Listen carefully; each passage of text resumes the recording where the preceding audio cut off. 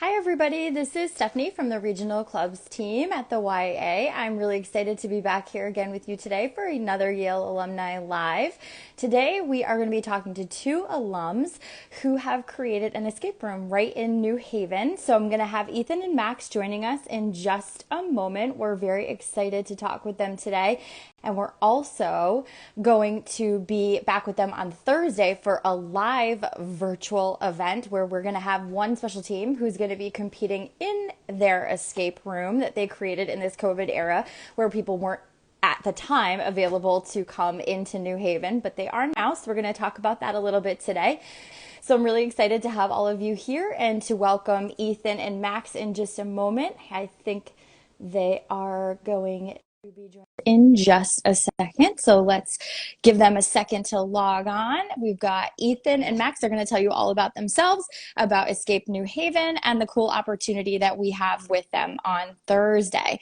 Now, I don't know about you guys watching, but escape rooms are so exciting to me. So I'm so happy to have Ethan and Max. So hi, guys. Hello. Hey. You made it. You've got your escape t-shirts on and everything. And you guys are, and your masks. Thank you for being responsible. Though I know you guys are spending a lot of time together, so we're not too worried.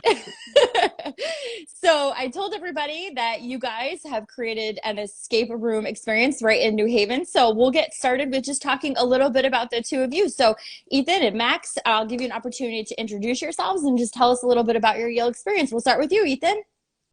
Hi, I'm Ethan Rodriguez-Torrent. I graduated, I was in Davenport College. I graduated in 2013 with a bachelor's and a master's in East Asian Studies, with focus on modern China.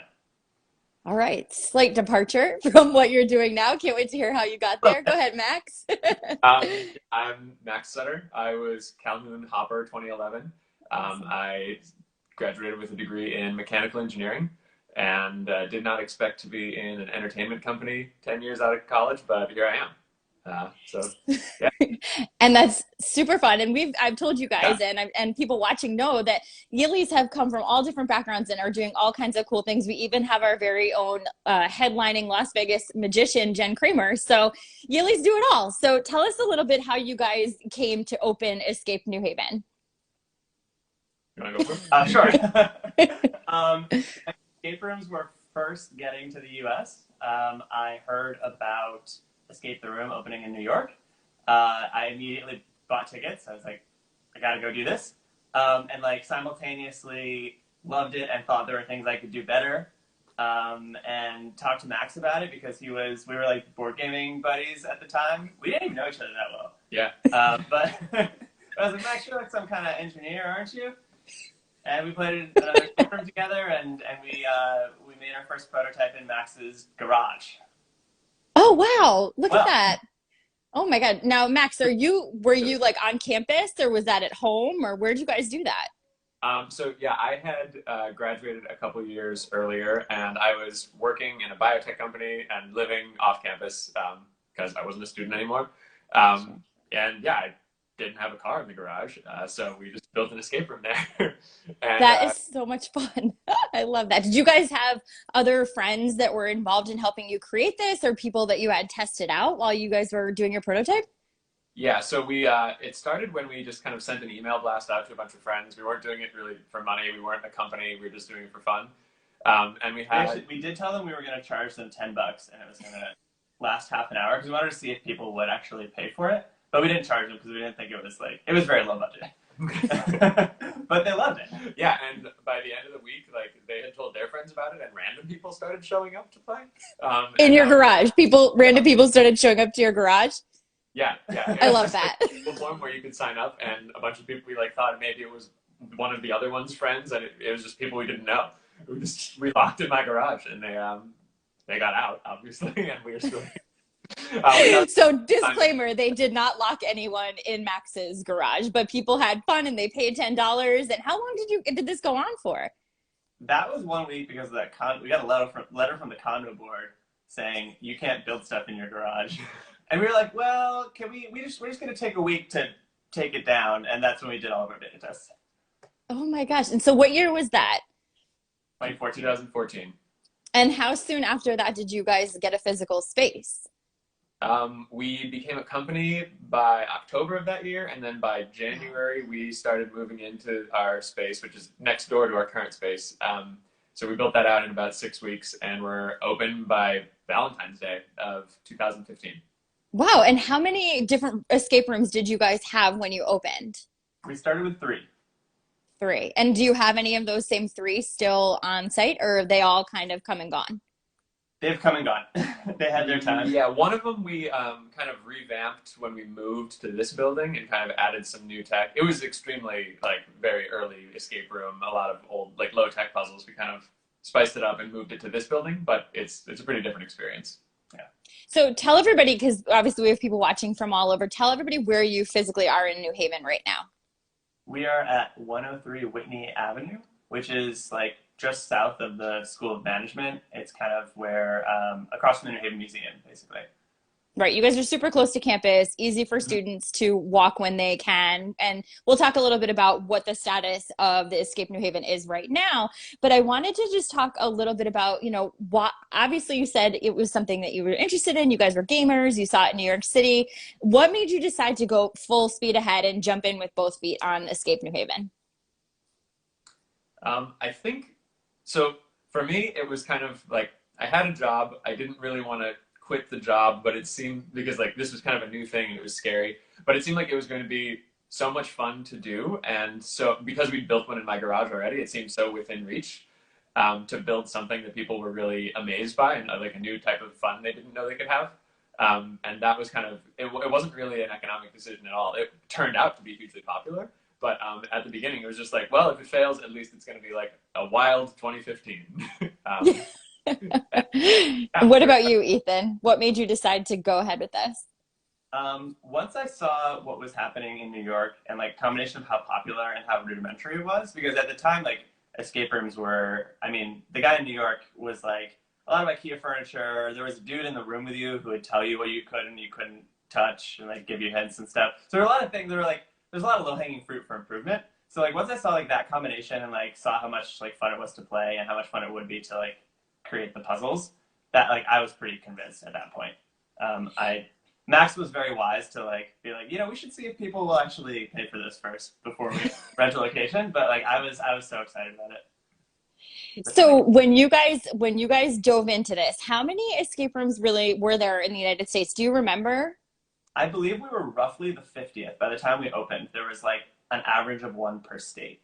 And now there are over 2,000. Yeah, 3,000 maybe. Wow. 1,000 escape rooms in the country, yeah. That's a lot. That's a big, that's like a 5-year expansion basically. Now, Ethan and I talked a little bit about this prior to coming on live, but I'm really interested in, and I think other people probably don't know either unless they're really into escape rooms, and some folks may be, but how does it all work together? You guys yourselves have 3 locations, if I'm not mistaken, right? So you have New Haven, Sacramento, California, and Providence, Rhode Island. But all these escape rooms are relatively independent. It's not like there's no great big parent company. You don't have a franchise. Like, tell us a little bit about how that all works. So in the escape room world in general, it's actually dominated by kind of like mom and pop like businesses, like 1 to 3 locations. There are a couple of bigger players, like the Escape Game is a really great national chain. Escape the Room, which is one that we played early, is a fine, okay national chain, and then there are a couple franchises. Our specific model is that we have kind of 2, we call them sister locations, or like satellite locations. Our flagship is still in New Haven, but they're run semi-independently. Like we all kind of share game designs or best practices, but the general managers out there have a lot of independence and a stake in the profit of the company. So they're kind of like they kind of innovate on their own a lot of times, and we're like, oh, like that's a great idea. Like we should do that too. Or like we have like a good like a marketing breakthrough that we share with them, that kind of thing.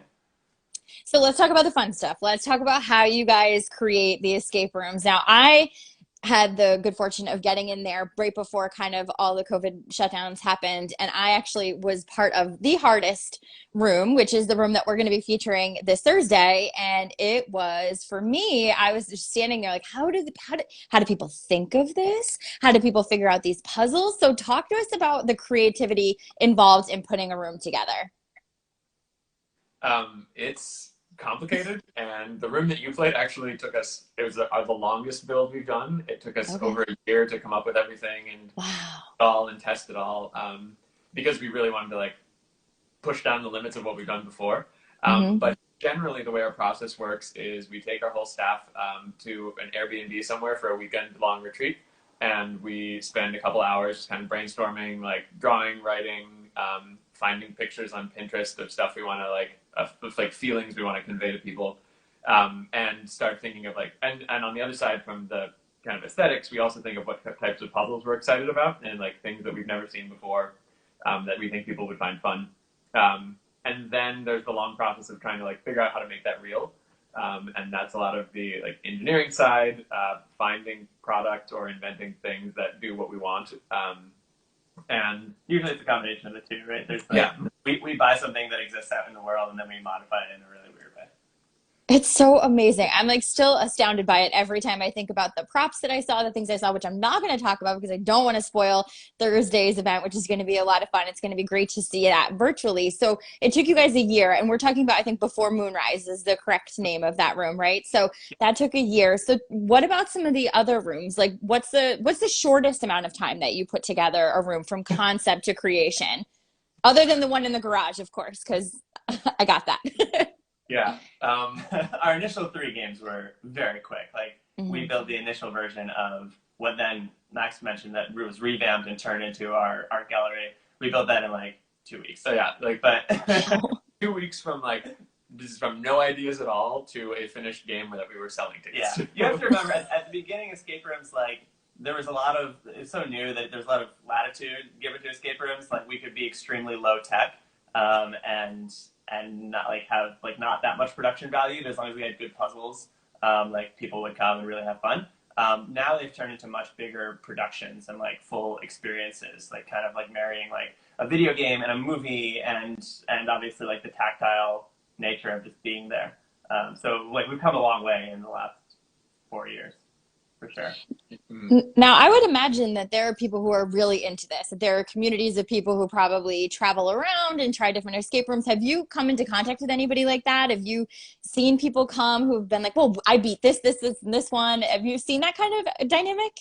Yeah, recently, in fact, there was a online that was supposed to be real life, but an online escape room convention, like 2 weeks ago that we attended. Not as presenters, just to like kind of hang out with the community, and they had 1,000 people log in. Yeah, I think there's like 900 or something, and some of those people played over 1,000 games on their own. Oh my gosh. I couldn't really even get through one. So I might try for 2 this winter if we can get in there. But, yeah.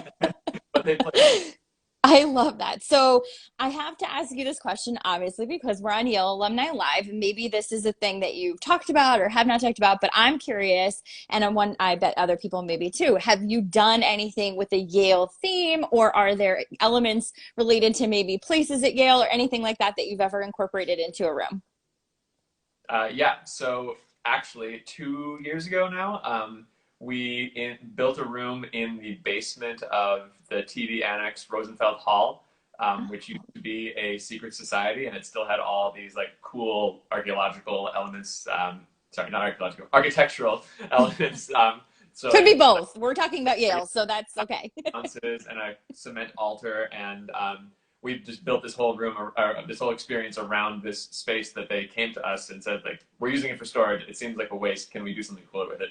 So we built a week-long Halloween like haunted escape in that room. That was really fun. Yeah, that was inherently Yale themed. And then I guess we're working on some kind of New Haven historical tie-ins to the university, and also like the New Haven's industrial history and colonial history. So yeah, we try to awesome. in reality occasionally. Yeah, that's so cool. So are you guys, how often do you change over the rooms? And how many rooms do you have right now? So we have 4 rooms, or 4 games, and we try to build a new one every year. So the oldest one, or our least favorite one, gets replaced every year. That hasn't always been a schedule we've been able to stick to. For example, COVID. So we are taking a break from building the our like kind of bread and butter like indoor games for now because it's such a big production and so expensive and so indoors and people don't really want to be indoors. And we've been doing outdoor and virtual games more recently. So we had already started building in December. We started building an outdoor game at an adventure park in Mystic, Connecticut, which is about an hour away. And when COVID happened, it like derailed us. But then we came back to it. It just kind of became like our obvious focus. To like we need to finish this game because that's what people are interested in. And Yeah. indeed, it's booked out like almost 100% since we launched it. That's awesome. That's so exciting. So I want to talk a little bit about what you guys are doing now with the COVID era and what we're doing on Thursday. But really quick, I'm just interested, how many people do you have on your team and what kind of backgrounds did they come from to work with you guys on these rooms? We have 11 now, including ourselves. I think that's true. 11. And that's in the New Haven location. That's in Sacramento and in Providence. We have a couple more. But a common background is kind of like theater adjacent, because if you're a game operator here, you're inherently acting. You're kind of giving speeches, you're giving clues, you're staying in character, and also you're building things. So you're building props or sets or lighting. So there's a lot of crossover with theater. I think. What else? We have like illustration, artistic design, artistic background. So we have like a couple folks on our team have done the Disney internship. Okay. What's that called? I can't remember. They've done the Disney internship. There's one guy has built sets for theater for years. We have one guy who's like who used to be on Wall Street and then turned into like an engineer, like self-taught engineer, and he's like our go-to guy for everything tech now. It's like a very fun, weird mix. We have a guy who's like an a visual artist, a very fun, weird mix of things. I saw someone ask, do we do private corporate events? Yeah. Do you want that? Because like our big project that we just recently completed was taking our large-scale corporate game, which used to be in person and like in a large like a large room or an event hall or whatever. And we just turned that into an all virtual experience that kind of still captures the frenzy energy and the running between tables and the negotiating and stuff that we really liked about the in-person game. So that's called Wreck Havoc. And if anyone wants to go on our website, escapenewhaven.com, and just contact us on the contact form or that's the best way to do it. We will set that up for you because we just finished virtual as in that game and we're really excited to launch it. Yeah, and we'll be posting about it on Instagram in the next week-ish. So, for sure. So stay tuned. Perfect. That is the perfect segue into what we're doing later this week. So tell everybody how you had to pivot with COVID, and then we'll tell everybody how they can find us on Thursday.